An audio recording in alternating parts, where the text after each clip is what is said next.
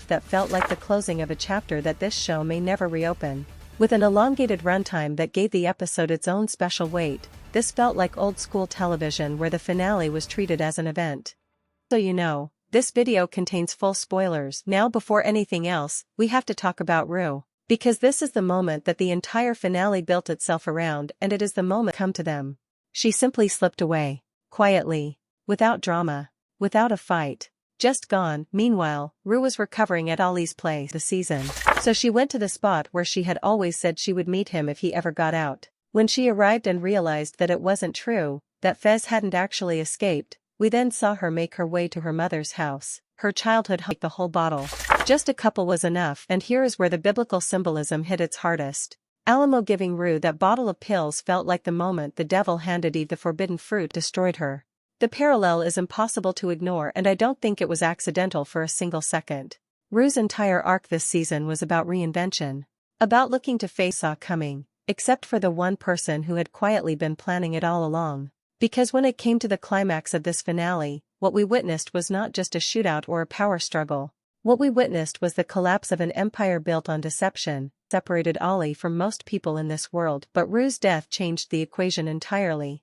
Because when you watch someone try that hard to change, when you open your home to them, when you responded exactly the way you would expect the devil to respond. He wanted a showdown. A classic Western-style confrontation that felt like it had always been inevitable between these two men. And when you are trapped somewhere, you are always watching for the door to open. The moment Ollie walked into that club and put everything on the table, Bishop saw that door. He saw his opportunity to step out of something he had never truly wanted to be inside of.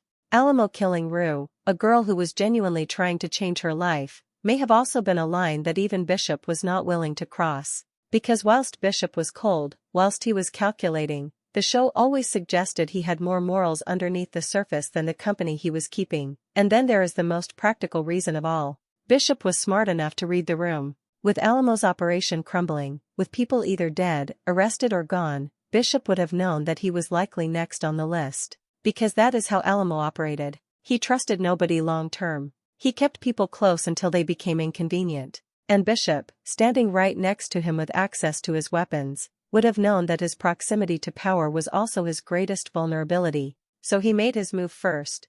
He took Alamo out before Alamo could take him out. And in doing so, he gave Ollie the 3 remaining shots that finished the job. The story of Alamo and Bishop is ultimately a story about the one thing that destroys every empire eventually. Trust. Alamo built everything on the assumption that loyalty could be bought and maintained through fear and money. Bishop proved that it cannot.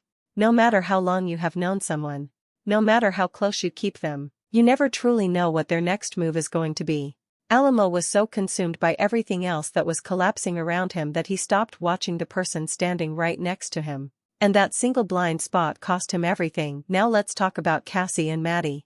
Because whilst the finale was largely dominated by the weight of Rue's death and the collision course between Ollie and Alamo, the stories of these two women were running quietly underneath all of it in a way that felt just as emotionally significant. And what the show did with both of them in this finale was actually quite thoughtful. Because it took two characters who have spent most of this season in genuinely dark and uncomfortable places and gave them something that felt like the beginning of an exhale. Not a happy ending exactly, but the closest thing to one that this world was ever going to allow them. Let's start with Cassie. Because Cassie's journey this season has been one of the more quietly devastating arcs in the whole show when you sit and actually think about it. She came into this season chasing something. She wanted the fame. She wanted the attention. She wanted the floral arrangements and the online presence and the version of herself that felt powerful and desired and seen. And she got it. She got all of it. But the price she paid for it stripped away everything underneath.